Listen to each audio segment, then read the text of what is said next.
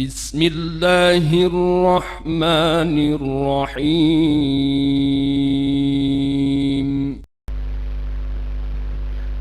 بسم الله الرحمن الرحيم. السلام عليكم ورحمة الله وبركاته. الحمد لله حمدا كثيرا طيبا مباركا فيه كما يحب ربنا ويرضى، وأشهد أن لا إله إلا الله وحده لا شريك له، وأشهد أن محمدا عبده ورسوله. اللهم صل على محمد وعلى آل Muhammad, amma ba'du. Jamaah sekalian, ayah bunda, abah dan ummahat yang mencintai Allah dan semoga pula dicintai oleh Allah Subhanahu wa taala. Alhamdulillah, kita bersyukur kepada Allah Subhanahu wa taala atas berbagai nikmat dan karunia. Pagi hari yang penuh dengan keberkahan ini, kita dibangunkan oleh Allah Subhanahu wa taala, diberikan kemudahan untuk bisa mengerjakan amal-amal ketaatan. Kita berdoa kepada Allah, semoga Allah terima segenap amal-amal kebaikan yang telah kita lakukan. Dan kita juga berdoa kepada Allah Subhanahu wa taala, semoga Allah senantiasa memudahkan kita untuk mengerjakan kebaikan-kebaikan yang lainnya.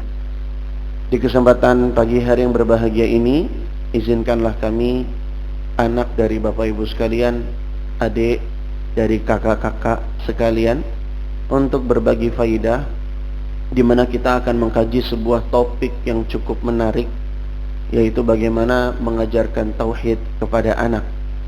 Pembahasan topik tentang tauhid ini merupakan sebuah pembahasan yang sangat agung dan sangat penting, sehingga para ulama menyampaikan sebuah kaidah, inna syarafal ulum bi syarafil ma'lum.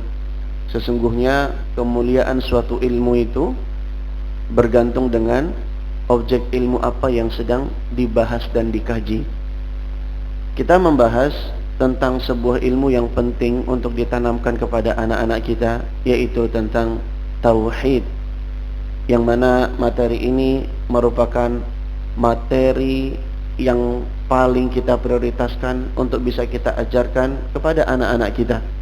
Imam kita di rakaat pertama tadi membacakan surat Luqman, di mana Allah Subhanahu wa taala mengabadikan nasihat seorang ayah yang arif lagi bijak, yaitu Luqman Al-Hakim, di mana Luqman memberikan nasihat yang penting bagi kehidupan anak-anaknya, di mana Luqman mengawali nasihat pentingnya dengan perintah untuk bertauhid, larangan mengerjakan kesyirikan. Maka ini merupakan nasihat yang terpenting, baru kemudian Luqman mengiringi dengan nasihat-nasihat penting yang lainnya. Nasihat pertamanya adalah tentang tauhid. Nasihat pertamanya adalah tentang bagaimana supaya seorang anak tidak berbuat syirik kepada Allah Subhanahu wa taala. Materi tauhid ini adalah materi yang mesti kita sampaikan kepada anak, karena memang tujuan manusia diciptakan di dunia adalah untuk beribadah dan mentauhidkan Allah Subhanahu wa taala. Allah Subhanahu wa taala berfirman, "Wa ma khalaqtul jinna wal insa illa liya'budun." Tidaklah aku ciptakan jin dan manusia melainkan untuk beribadah kepadaku. Kata Ibnu Abbas radhiyallahu anhuma, maksud dari kalimat liya'budun adalah liyuwahhidun. Tidaklah aku ciptakan jin dan manusia melainkan untuk mentauhidkan aku, kata Allah Subhanahu wa taala. Sehingga materi yang penting ini juga menjadi sebuah prioritas utama yang Nabi SAW sampaikan kepada Mu'adz bin Jabal ketika beliau mengutus sahabat Mu'adz bin Jabal untuk berdakwah ke negeri Yaman. Kata Nabi SAW, "Falyakun awwala ma tad'uhum ilaih." Jadikanlah pelajaran tentang tauhid itu seperti materi pertama yang engkau dakwahkan kepada mereka.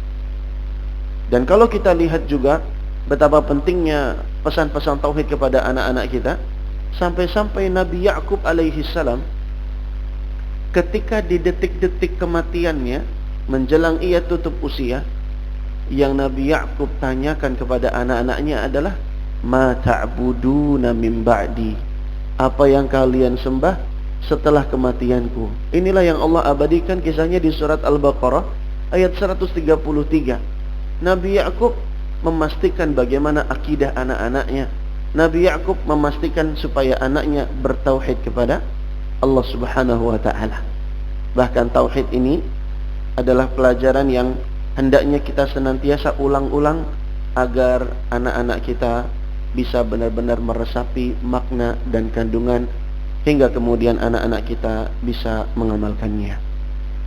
Ayah bunda, jamaah sekalian yang dirahmati oleh Allah Subhanahu wa taala, pada kesempatan yang singkat ini kita akan membahas bagaimana mengajarkan tauhid kepada anak dengan mengambil intisari pelajaran berharga dari sebuah hadis Nabi sallallahu alaihi wasallam. Sebuah hadis yang cukup panjang yang kita semua mungkin cukup familiar dengannya.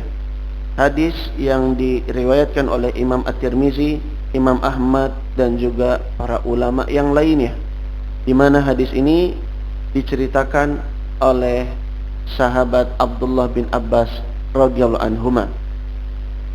Kata Abdullah bin Abbas radhiyallahu anhuma, kuntu khalfan Nabi sallallahu alaihi wasallam yauman. Suatu hari aku dibonceng di belakang Nabi sallallahu alaihi wasallam.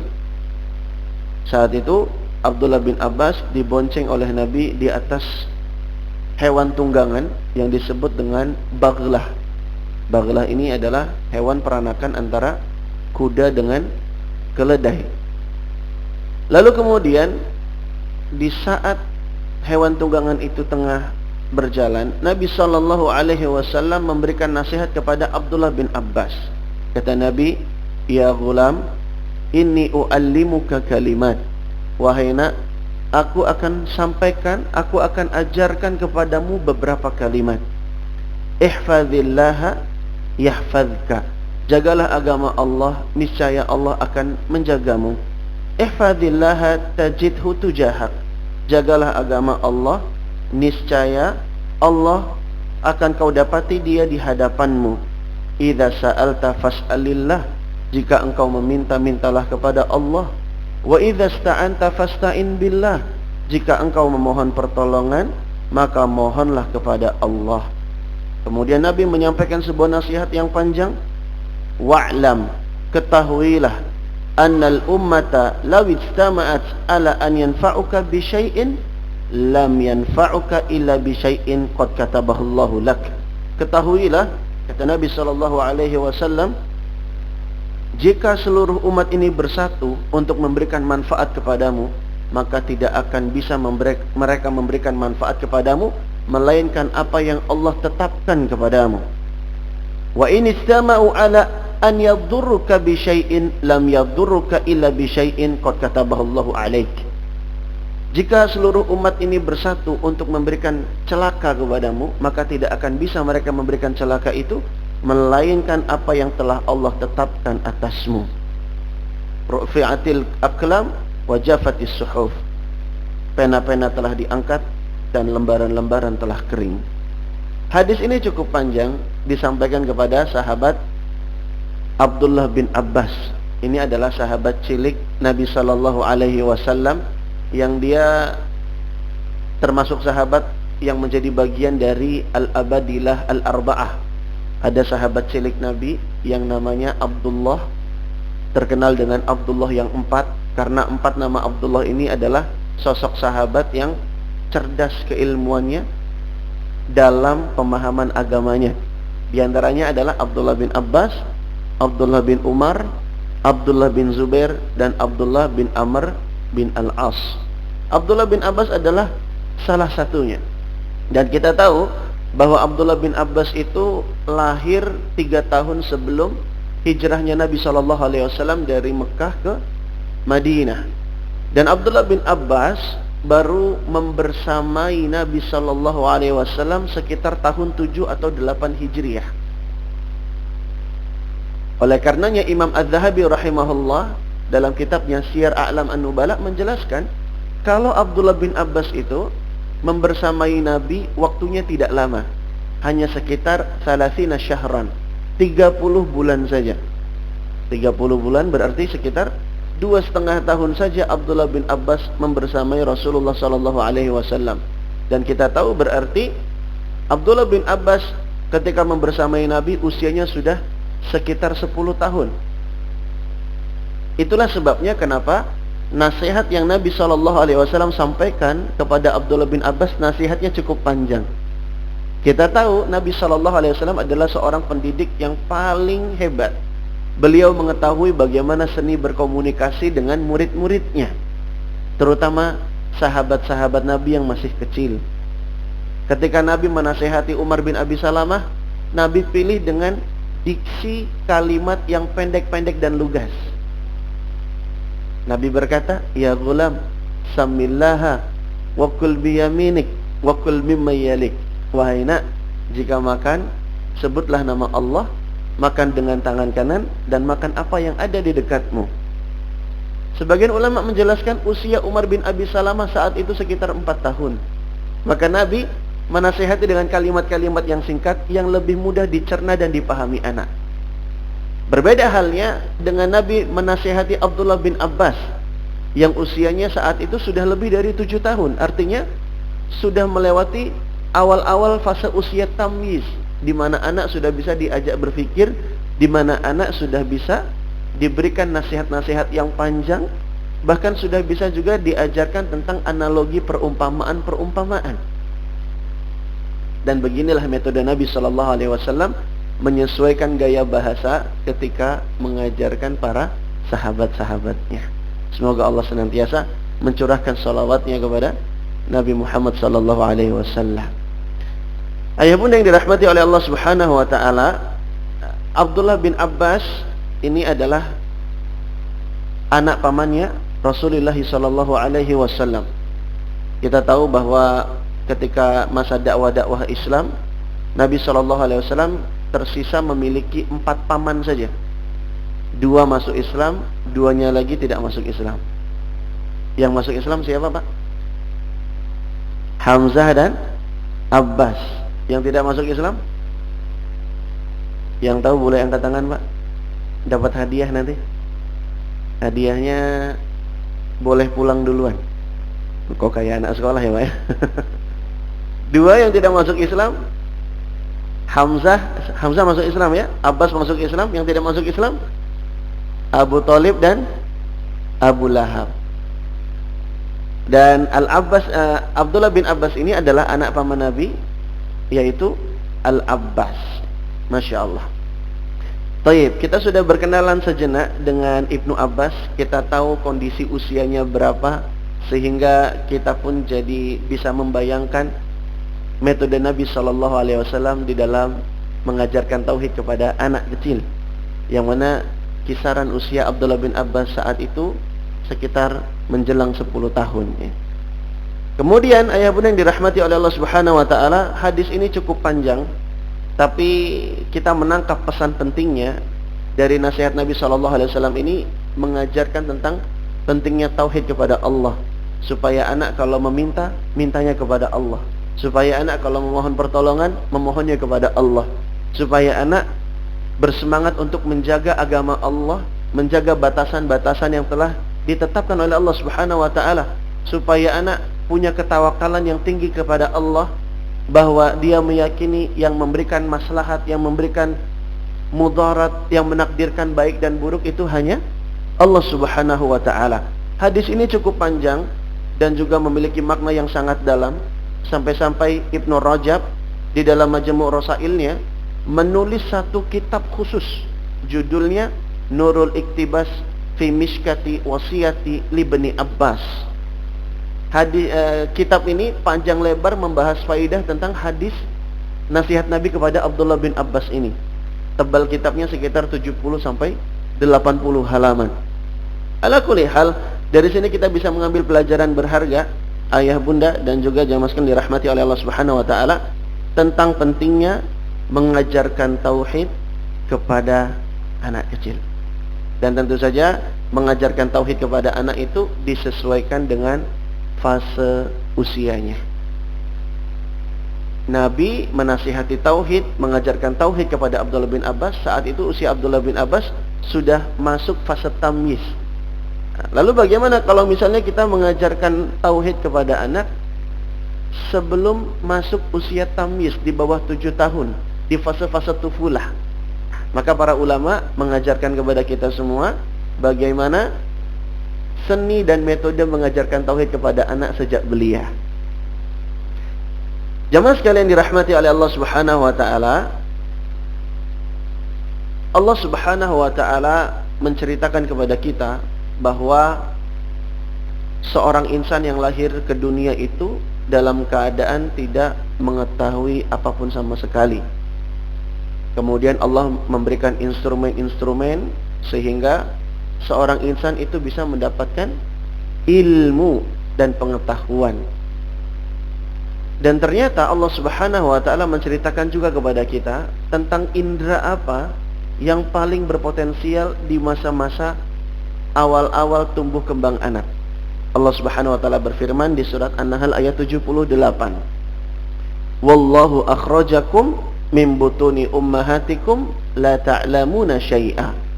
Allah mengeluarkan kalian dari perut ibu kalian la ta'lamuna syai'a, dalam keadaan kalian tidak mengetahui apapun sama sekali.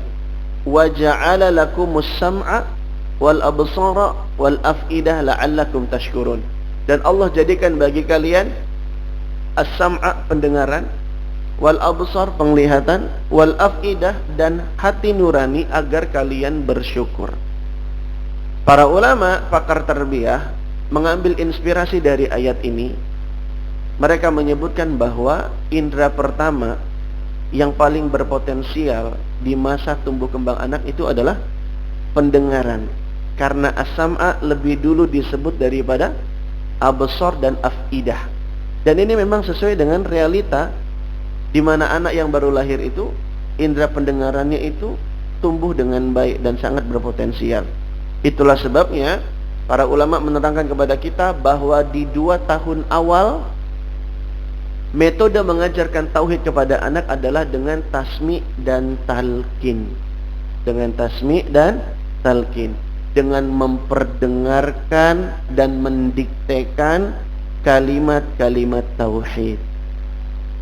Walaupun anak memang di 2 tahun awal belum paham, belum bisa memaknai dan memahami apa yang disampaikan oleh orang tuanya, tapi anak-anak itu ibarat spons yang mereka menyerap dan menerima apa yang mereka terima, apa yang mereka dengar, apa yang mereka dapatkan. Maka kita jumpai praktek semacam ini juga diterapkan oleh para sahabiah di zaman Nabi sallallahu alaihi wasallam. Ada riwayat Ibnu Sa'ad dalam At-Tabaqat Kubra juz yang ke-8 halaman 425 disebutkan oleh Ishaq bin Abdillah, ini cucunya Ummu Sulaim. Dia ceritakan tentang neneknya tersebut. Kata beliau, faja'alat tulakinu anasan wa tushiru ilaihi qul la ilaha illallah wa qul asyhadu anna Muhammadan Rasulullah. Ishaq bin Abdillah, cucunya Ummu Sulaim, menerangkan bahwa Ummu Sulaim itu dia mendiktekan, mentalkinkan Anas bin Malik, kemudian sambil menyusui Ummu Sulaim mengisyaratkan kepada Anas bin Malik untuk berkata, "Qul la ilaha illallah." Katakanlah la ilaha illallah. Wa qul asyhadu anna Muhammadan Rasulullah. Katakanlah asyhadu anna Muhammadan Rasulullah. Ternyata praktek dari para sahabiah, mereka sudah mengenalkan tauhid, membacakan kalimat-kalimat tauhid kepada anak meskipun posisi anak itu masih menyusui dengan ibunya tersebut. Artinya belum tuntas usia 2 tahun, belum genap usia 2 tahun, memang sudah mulai dikenalkan dan diajarkan.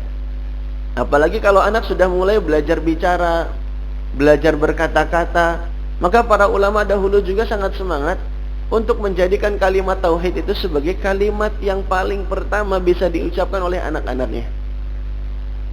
Ada riwayat Ibnu Abi Syaibah di juz yang ke-1 halaman 438 di mana Ibrahim An-Nakhai pernah menceritakan, kanu yastahibbuna awwala ma yafsahu yakni as-sabi an yu'allamahu la ilaha illallah 7 marrat fayakunu dhalika awwala ma yatakallam. Kata Ibrahim An-Nakhai, Para salafus soleh terdahulu, mereka menyukai mengajarkan anak mereka dengan mengucapkan kalimat secara fasih, yaitu kalimat la ilaha illallah sebanyak 7 kali. Oleh karenanya, kalimat tersebut menjadi kalimat pertama yang bisa diucapkan oleh sang anak. Masya Allah ya Pak ya. Ketika orang tua orientasinya adalah mengajarkan tauhid kepada anak, maka dia pun berharap di antara kalimat pertama yang bisa fasih diucapkan anak adalah kalimat la ilaha illallah.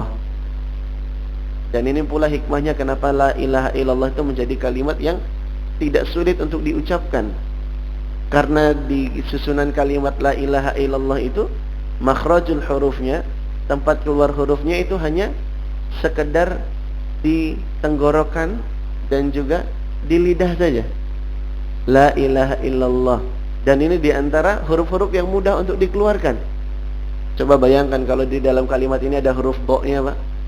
Susah nggak kira-kira Pak? Syusyah.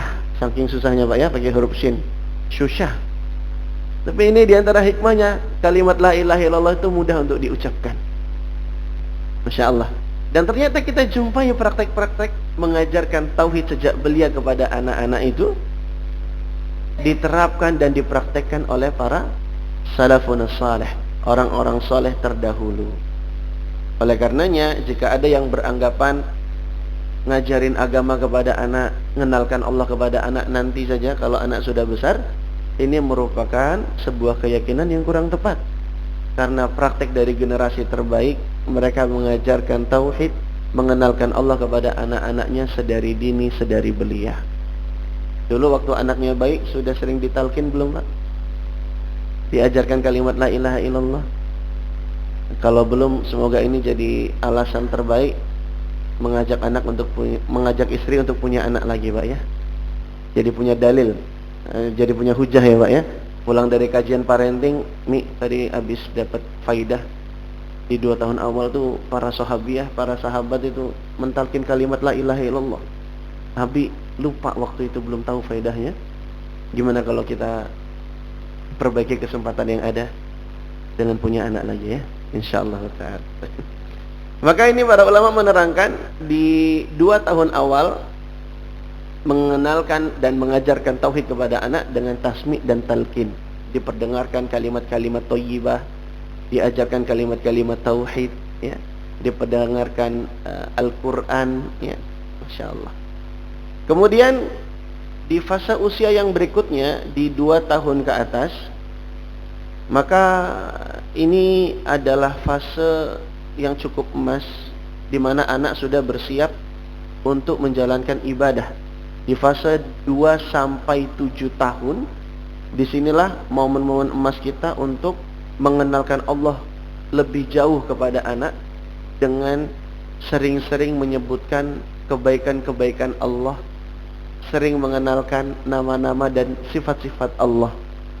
Sehingga dengan kita mengenalkan Allah, menjelaskan kebaikan-kebaikan Allah kepada anak dengan gaya bahasa yang bisa dinalar oleh mereka, ini akan membuat anak jadi tumbuh rasa cintanya kepada Allah Subhanahu wa ta'ala. Ini penting karena nanti di usia 7 tahun kan kita diperintahkan untuk menyuruh anak mengerjakan sholat ya. Muru auladakum bis sholati wahum abna'u sab'i sinin. Suruhlah anakmu mengerjakan sholat di saat usia mereka 7 tahun. Maka sebelum usia 7 tahun ini kita harus kenalkan dulu dengan Allah, Rabb yang menyuruh dia untuk mengerjakan ibadah sholat. Bagaimana anak bisa semangat sholat kalau dia belum dikenalkan dulu dengan Rabb-nya? Oleh karenanya mengenalkan Allah itu materi penting.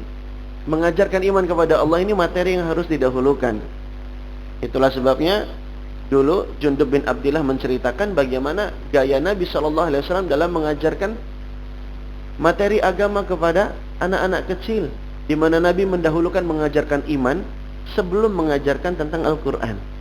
Kata Jundub bin Abdillah, kunna ghilmanan hazawiratan ma'a Rasulillah SAW, fayu'allimuna al-iman qabla al-Quran. Dulu kami berada di sisi asuhan Rasulullah SAW dan beliau mengajari kami iman sebelum mengajari kami detail-detail tentang Al-Quran.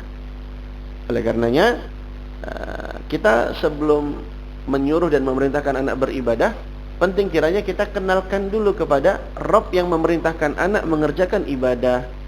Penting kiranya kita menumbuhkan rasa cinta kepada Allah di dalam diri anak sebelum dia nanti disuruh untuk beribadah. Makanya para ulama menyebutkan mahabbatullah hiya asasul ibadah. Rasa cinta kepada Allah itu adalah landasan di dalam beribadah. Nah, di usia 2-7 tahun ini sudah bisa kita bangun dialog-dialog imaniyah. Bercakap-cakap dengan anak, tapi kemudian kita kaitkan dengan Allah Subhanahu wa taala supaya anak tumbuh rasa cinta kepada Rabb-nya. Pulang bawa buah-buahan misalnya, Masya Allah nak, buahnya manis enggak? Siapa yang membuat buah ini jadi matang? Allah. Allah Ar-Razzaq ini nak, yang kasih ayah rezeki sehingga ayah bisa beli buah-buahan. Allah baik enggak? Dialog-dialog sederhana semacam ini akan membuat anak jadi cinta kepada Allah Subhanahu wa taala. Ketika anak sakit, kemudian dia sembuh, kita sampaikan, siapa nak yang menyembuhkan? Allah. Allah Asy-Syafi yang menyembuhkan nak. Allah baik enggak? Baik. Nah, ketika anak memahami semua kebaikan yang dia dapatkan itu berasal dari Allah, maka perlahan akan tumbuh rasa cinta anak kepada Allah Subhanahu wa taala. Itulah pentingnya orang tua untuk sering-sering membangun dialog dengan anak-anaknya. Makanya Al-Quran mengisyaratkan kita para ayah untuk lebih rajin ngobrol dan berdialog dengan anak. Sarah bintu Hulail dalam tesisnya beliau sebutkan bahwa setelah diteliti ada sekitar 17 dialog antara orang tua dengan anak yang terdapat di dalam Al-Quran. 14 dialog di antara 17 dialog yang ada ternyata didominasi dialog ayah dengan anaknya. Ternyata dialog ayah dengan anak diabadikan lebih banyak di dalam Al-Quran. Dan ini merupakan isyarat kepada kita para ayah untuk tidak hanya sibuk mencari nafkah, tapi juga kita diingatkan untuk lebih hadir dalam membersamai dan mendidik anak-anak kita. Kak Erlan, kan tugas mendidik itu bukannya tugas ibu ya. Kami ini sudah capek di kantor, sudah capek di pabrik. Masa masih dibebani tanggung jawab mendidik? Bukankah al-ummuhiyah madrasatul ula? Waduh, pakai bahasa Arab lagi Pak ya. Bukankah ibu adalah sekolah pertama bagi anak-anaknya? Iya betul, ibu adalah sekolah bagi anak-anaknya. Tapi ayah itu adalah kepala sekolahnya. Tugasnya kepala sekolah apa Pak? Memastikan yang diajarkan oleh guru itu baik dan benar, menjaga kesejahteraan gurunya. Makanya penting para bapak menjaga kesejahteraan emosi dan psikologi istrinya. Karena biasanya suami yang suka marah-marahin istrinya, nanti dampaknya istri jadi marah-marahin anaknya, displacement dia jadinya ya. Karena istri akan mencari siapa makhluk terlemah di rumah yang bisa dilampiaskan untuk dimarah-marahi, karena barusan istri dimarahi oleh suaminya. Ibu-ibu sudah mulai senyum-senyum di belakang ya. Bagus Kak Erlan, ini materi yang cukup menyentil suami saya. Teruskan Kak Erlan itu ya. Maka ayah bunda jamaah sekalian dirahmati oleh Allah Subhanahu wa taala, penting kiranya kita sebagai ayah untuk terlibat dalam mendidik anak-anak kita. Walaupun waktunya mungkin tidak sebanyak dan tidak seleluasa istri kita, tapi penting kiranya untuk tetap membersamai dan berusaha mendidik anak-anak kita, walaupun waktunya singkat. Dalam sebuah jurnal psikologi diteliti tentang genuine encounter moment, GEM. Jadi di riset Pak, diteliti orang tua yang bekerja ternyata tetap bisa membangun kelekatan dengan anak-anaknya. Caranya gimana? Selepas kerja, orang tua tersebut menyiapkan waktu 7-15 menit saja untuk membersamai anaknya, menciptakan waktu yang berkualitas dengan anak-anaknya. Yang penting, mata ketemu mata, hati ketemu hati, kulit ketemu kulit. Ini kaidah kebersamaan yang berkualitas. 7-15 menit anak dipangku. 7-15 menit anak diajak makan bareng tapi sambil ngobrol menatap mata. 7-15 menit baca buku bareng, ayah ngebacain bukunya, kulit bersentuhan dengan kulit, ketika ngobrol mata bertemu mata, bukan mata ketemu gadget Pak ya. Gimana tadi? Gimana? Ini nggak berkualitas nih Pak.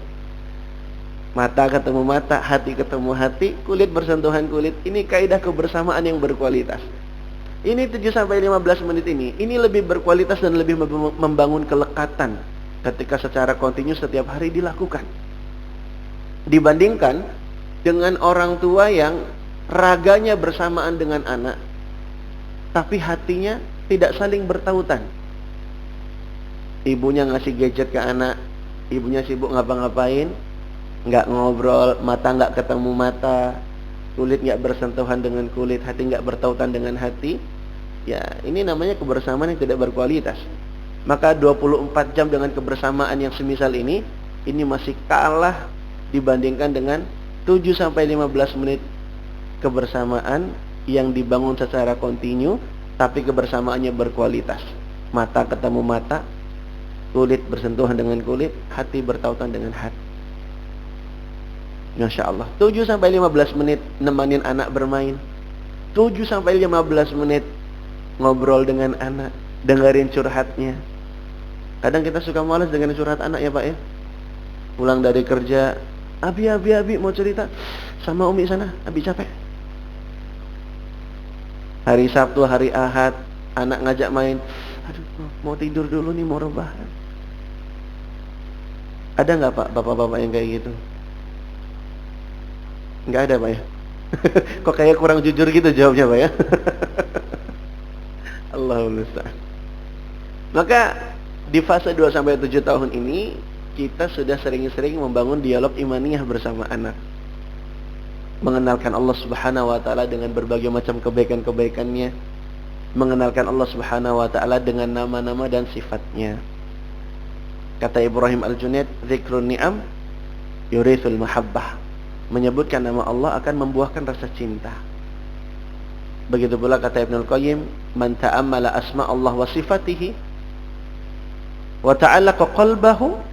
Siapa yang merenungkan nama-nama dan sifat Allah lalu dia mengaitkan dengan hatinya, tarahahu ala babil mahabbah, maka Allah akan limpahkan padanya rasa cinta kepada Allah Subhanahu wa taala.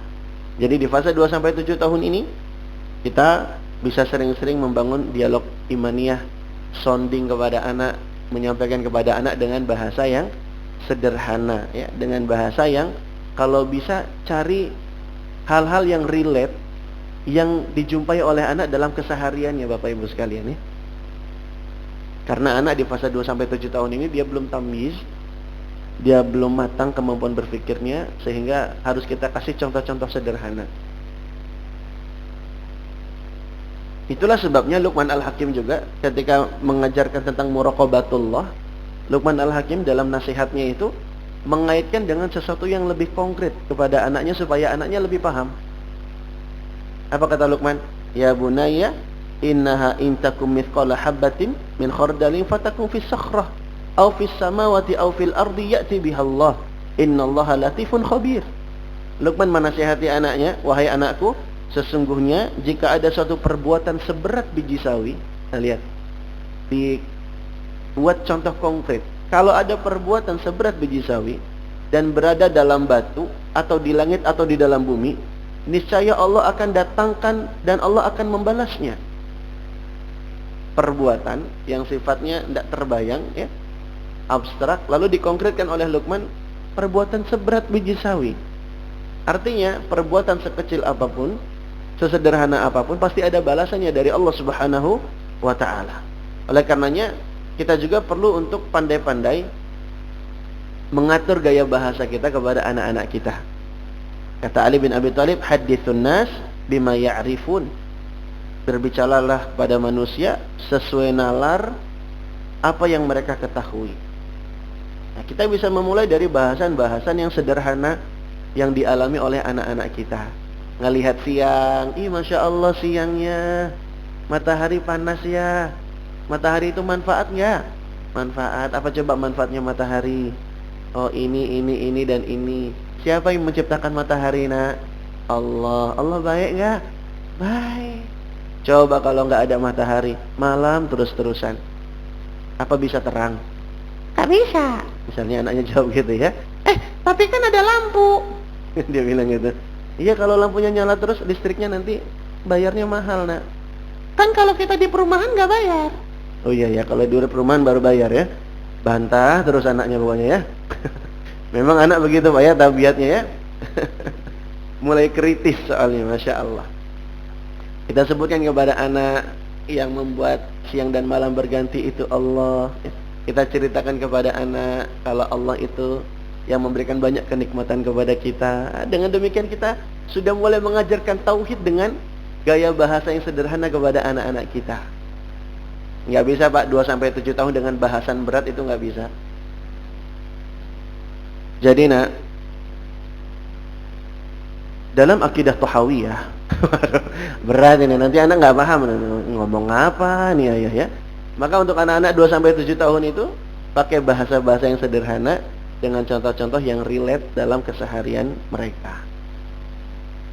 Nah, kalau sudah matang kognisinya ya, sudah masuk usia 7 tahun, baru kemudian kita bisa detailkan pengajaran kepada anak-anak kita. Prinsipnya mengenalkan Allah kepada anak, mengajarkan tauhid kepada anak itu dengan dua caranya ya. Sebagaimana kata Syekh Muhammad At-Tamimi, bima arafta rabbaka bi ayatihi wa makhluqatihi. Dengan apa kamu mengenal Rabbmu? Yaitu dengan ayat-ayatnya dan juga dengan makhluk ciptaannya.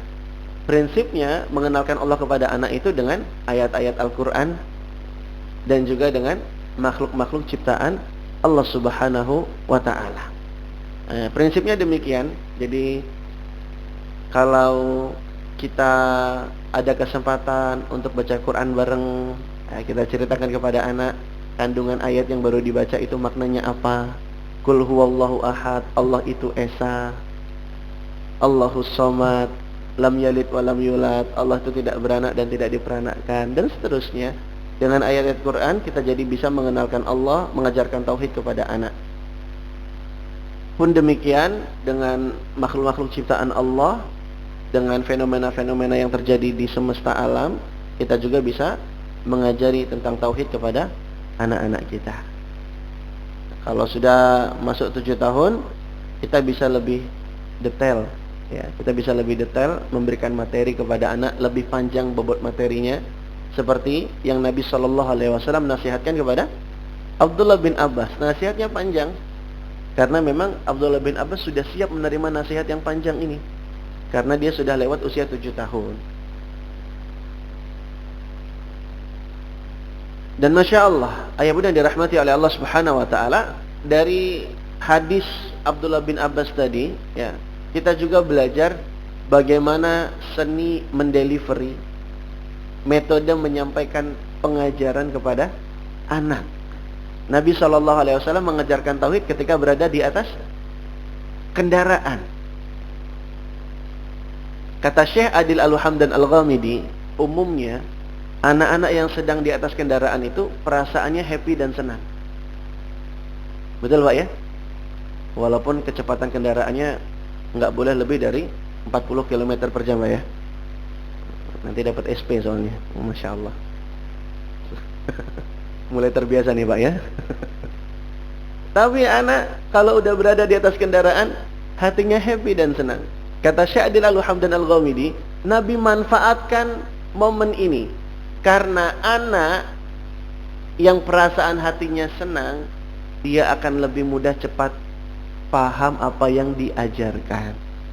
Dan Masya Allah, Nabi manfaatkan momen ini ketika di atas kendaraan, Nabi sampaikan pengajaran, menyampaikan pesan-pesan tauhid dan akidah kepada Abdullah bin Abbas radhiyallahu anhuma. Makanya ini pelajaran yang sangat berharga buat kita para ayah bunda yang nganterin anaknya ke sekolah, nganterin pakai kendaraan. Jangan lupa ajak ngobrol anak-anak kita.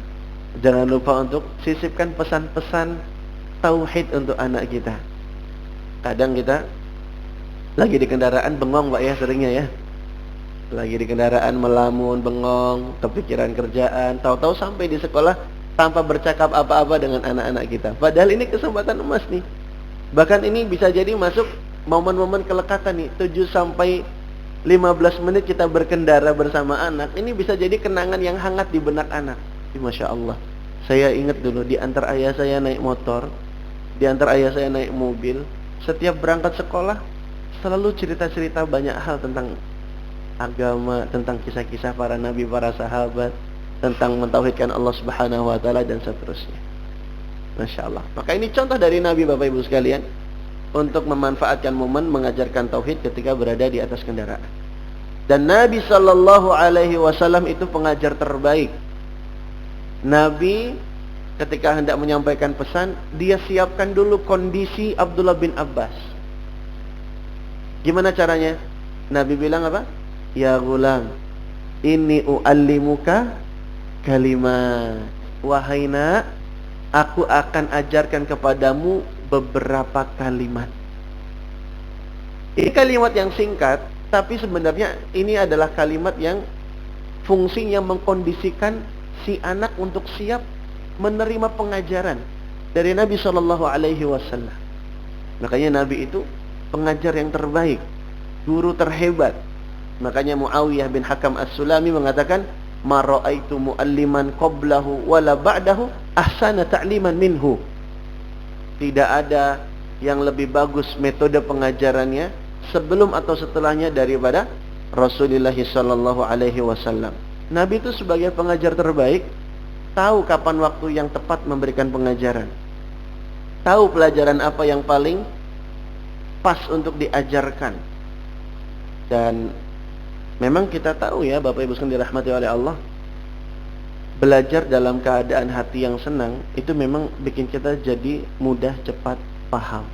Dulu kita sekolah mungkin ada pelajaran yang kita susah paham, biasanya penyebabnya adalah gara-gara kita duluan yang kurang suka dengan guru yang mengajarkan.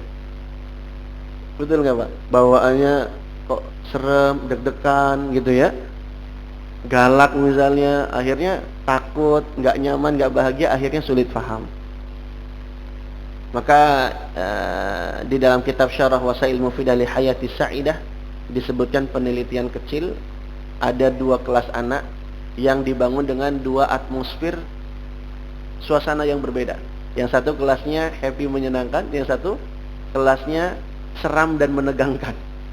Ternyata hasilnya adalah setelah diteliti, yang lebih cepat paham adalah kelas yang dibangun dalam suasana happy dan senang. Alhamdulillah, ini juga sudah ada tanda-tanda sudah masuk syuruk ya. Semoga bikin kita jadi happy dan senang. Masya Allah.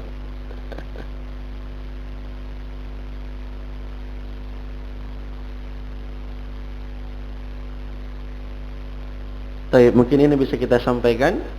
Semoga yang sedikit ini bermanfaat buat kita semua. Dan yang paling penting, untuk bisa mengajarkan tauhid kepada anak-anak kita, tentu kita sebagai orang tua perlu untuk belajar. Faqidu syai' la yu'ti. Kalau kita tidak memiliki, maka kita tidak akan bisa memberi. Bagaimana kita bisa mengajarkan tauhid kepada anak kalau kitanya tidak belajar tauhid terlebih dahulu? Apalagi kalau nanti kita ditanya sama anak dengan pertanyaan yang kadang-kadang mengejutkan gitu ya. Ya, katanya Allah itu ada. Kok aku nggak bisa lihat Allah? Pernah nggak Pak ditanya kayak gini? Ya. Allah itu laki-laki apa perempuan? Pernah nggak Pak ditanya kayak gini? Nggak pernah Pak? Pernah ya Pak ya? Nah, nanti kalau ada waktu kita akan bahas bagaimana seni merespon pertanyaan mengejutkan dari anak tentang Allah Subhanahu wa taala. Nah, mungkin yang bisa kita sampaikan. Kita lanjut ke sesi tanya jawab. Kita kembalikan lagi ke moderator kita. Ya, syukur Ustaz. Alhamdulillahirrahmanirrahim. Luar biasa bagaimana kita akan mendidik anak-anak kita yang mengajarkan tentang tauhid ya.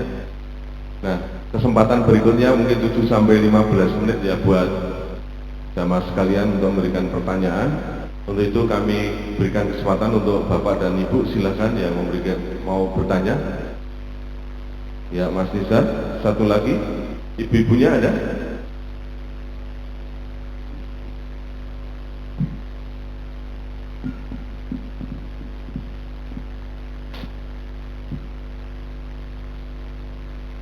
Bismillahirrahmanirrahim. Assalamualaikum warahmatullahi wabarakatuh.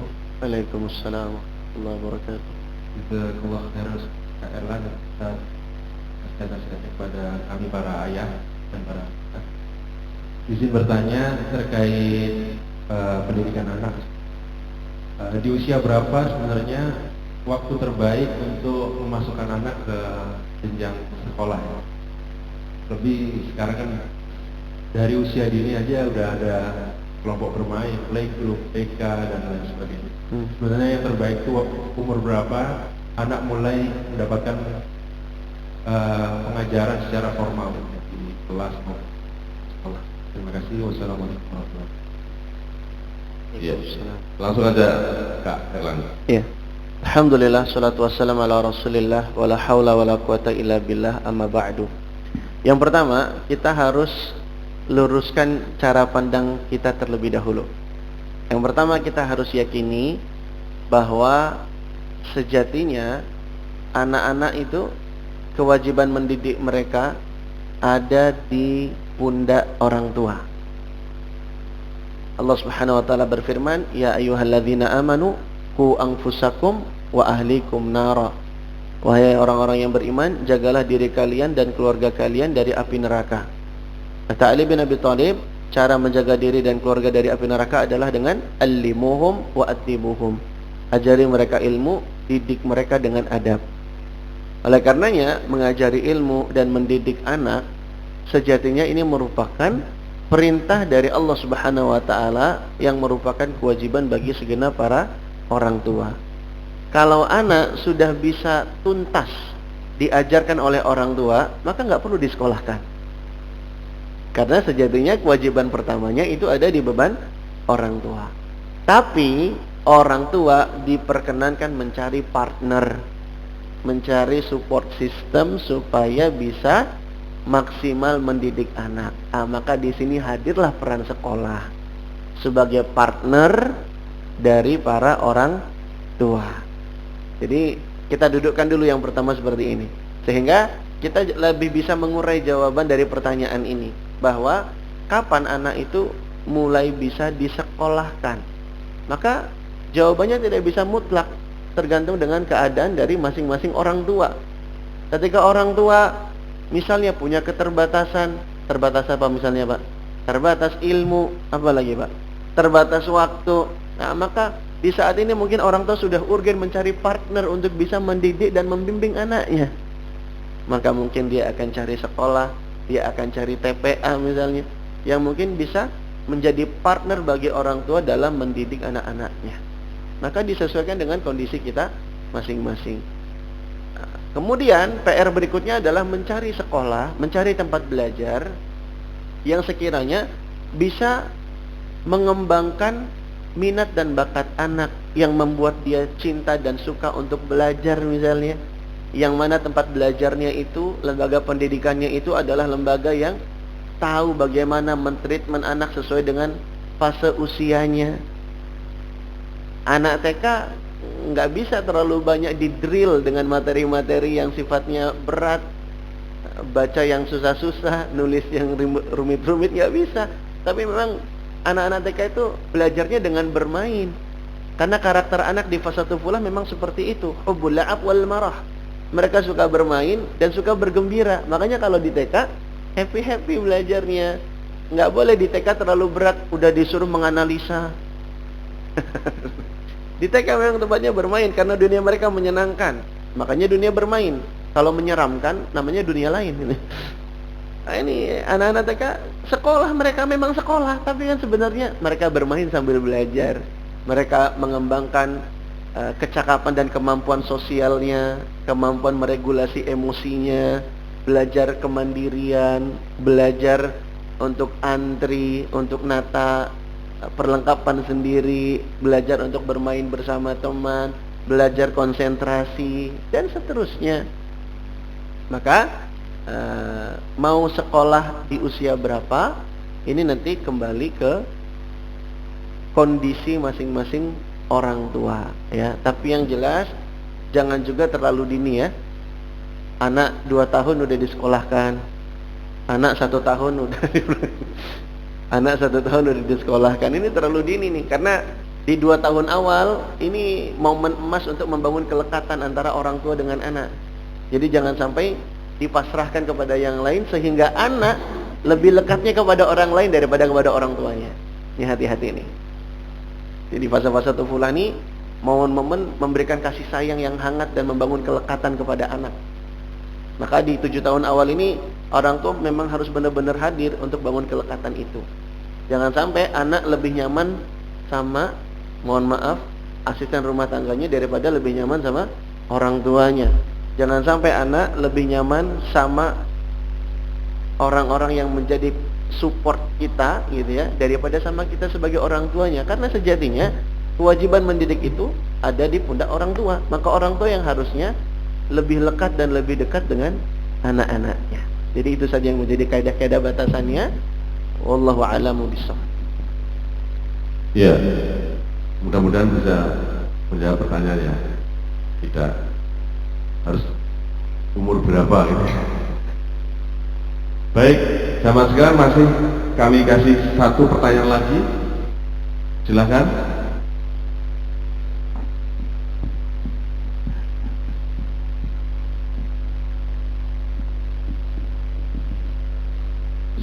Assalamualaikum warahmatullahi wabarakatuh. Waalaikumsalam warahmatullahi wabarakatuh.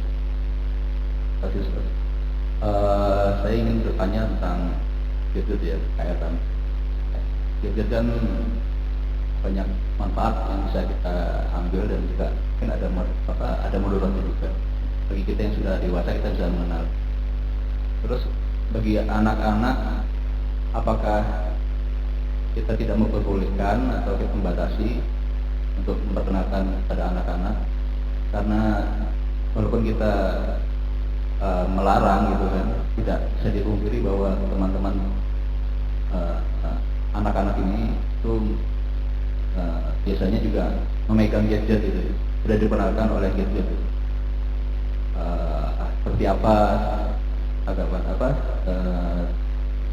Thailand tentang gadget ini untuk anak-anak? Apakah kita juga bisa mengajarkan tauhid juga dari situ, atau ada kiat lain dari Thailand? Terima kasih.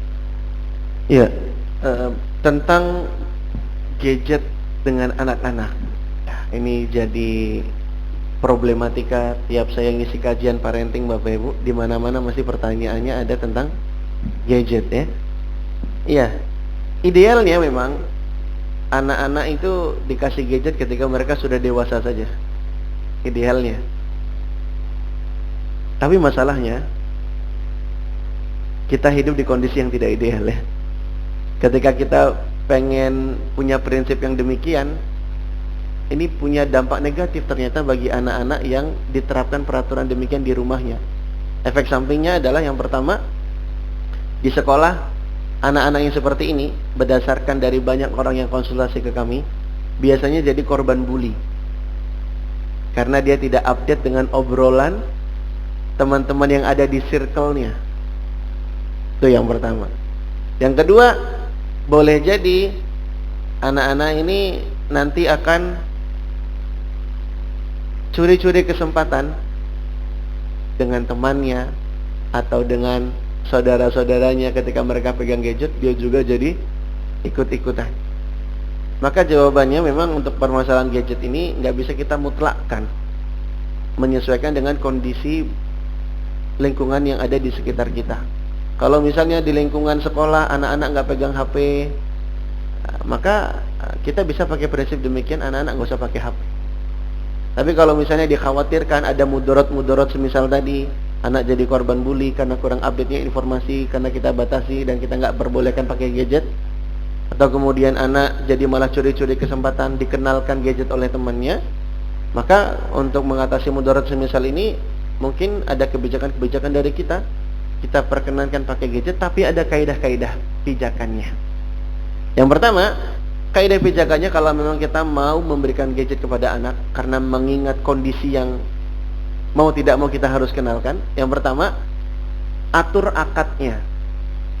Akad kita memberikan gadget kepada anak itu bukan ngasih cuma-cuma, tapi akadnya meminjamkan. Apa akadnya, Pak?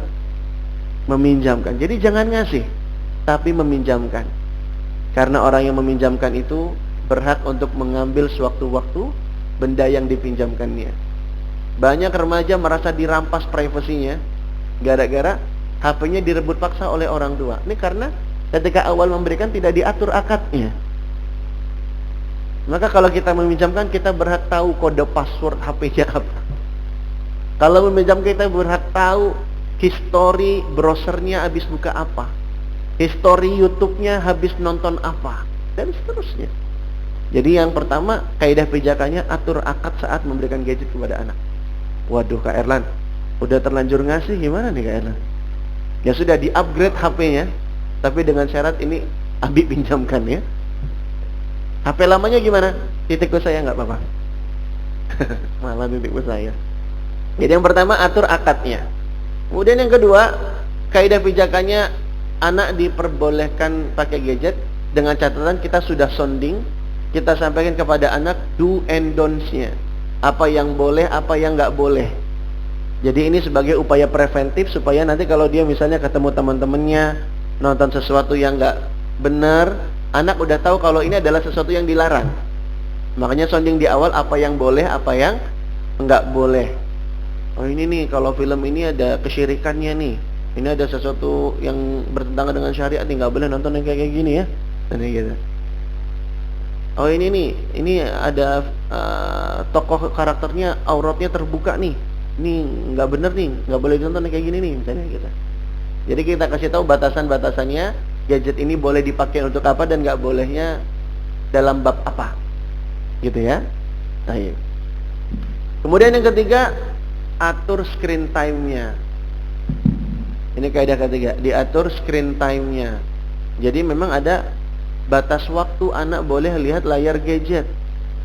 Kalau anak terlalu dipaparkan berlebihan, ini kasihan nanti berdampak pada jiwa anak ya. Akhirnya biasanya nih Pak, anak yang udah terpapar berlebihan gadget mudah tantrum, impulsif, kemudian keinginan apa yang dia mau harus segera dituruti. Kalau nggak mau dia marah-marah, ngambek-ngambek gitu. Maka kita harus belajar tega Pak kalau kayak gini.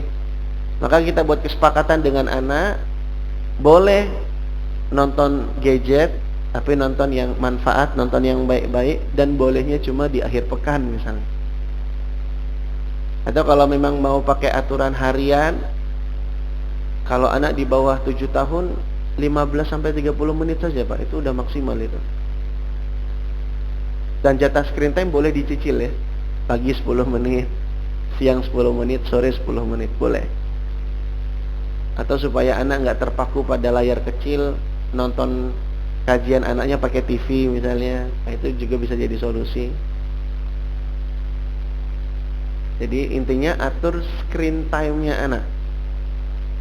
Kalau anak di atas 7 tahun misalnya boleh 1 jam, tapi di akhir pekan. Bahkan nonton atau pegang gadget ini bisa jadi solusi untuk jadi reward kepada anak. Ini kalau pekan ini kamu ziyadah nambah hafalannya sampai target, nanti akhir pekan boleh screen time 1 jam 5 menit. Dapat tambah 5 menit itu berharga Pak ya bagi anak-anak ya. Ini luar biasa. Jadi kalau aturannya itu benar-benar disepakati, maka ini jadi reward yang sangat menarik gitu Pak bagi anak. Jadi ini kaidah-kaidah pentingnya di saat kita memberikan gadget kepada anak. Dan kita harus tegas Pak dengan aturan, karena aspek pengasuhan itu kan ada 2 Pak ya. Yang pertama kontrol, yang kedua kehangatan. Yang pertama kontrol, yang kedua kehangatan. Nah, orang tua memang harus nerapin kontrol. Kalau emang udah habis jatah screen time-nya, udah pokoknya kita kontrol, kita batasi, selesai. Anak mau nangis guling-guling, pokoknya ini aturannya begini gitu. Ini kita yang punya kontrol. Banyak orang tua nggak tegaan, akhirnya lemah kontrolnya, lalu kemudian selalu menuruti apa keinginan anak. Jadilah pola pengasuhan yang permisif. Apa-apa diturutin, apa-apa dimanjain. Anak nggak pernah dikasih pengertian, nggak pernah diajak untuk memahami aturan, nggak pernah mengindahkan kesepakatan. Akhirnya anak-anak yang seperti ini nanti besarnya jadi sulit meregulasi diri. Maka ini tegasnya kita saat ini, kontrolnya kita saat ini, ya ini untuk kebaikan anak-anak kita ketika dia besar nanti. Jadi 2 aspek ini memang harus berimbang antara kontrol dengan kehangatan. Kalau kontrol yang dominan, nggak ada kehangatan, ini otoriter. Kalau kehangatan yang berlebihan tapi nggak ada kontrol, ini permisif. Yang ideal ada kontrolnya, ada kehangatannya. Gitu ya Pak ya. Jadi penuhi kaidah-kaidah ini. Tapi hukum asalnya kalau bisa nggak kasih anak gadget sedari dini, itu lebih baik. Nanti ada saatnya anak-anak kita nggak bakal ketinggalan teknologi kok Pak. Anak bayi aja dikasih HP itu udah bisa ngotak-ngatik sendiri tuh. YouTube Short tiba-tiba bisa scroll sendiri mereka. Padahal nggak ada yang ngajarin. Jadi maksudnya anak-anak itu nanti ada masanya mereka akan bisa cari tahu sendiri dan mereka akan bisa mengejar perkembangan teknologi. Gitu Pak ya. Ada masanya mereka, hukum asalnya demikian. Tapi kalau misalnya kita mau nggak mau karena kondisi menuntut demikian, kita kenalkan gadget tapi penuhi kaidah-kaidah tadi. Gitu ya Pak ya. Wallahu a'lamu bishawab.